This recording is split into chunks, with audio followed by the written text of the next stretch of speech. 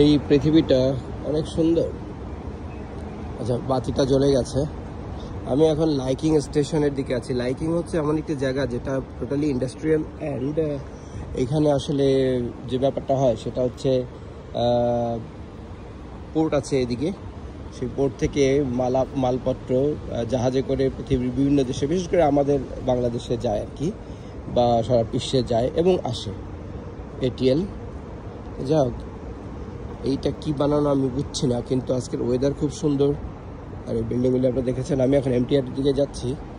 So এই তো কত যে জায়গা আছে যেগুলি এক্সপ্লোর করা এখনো হয়নি।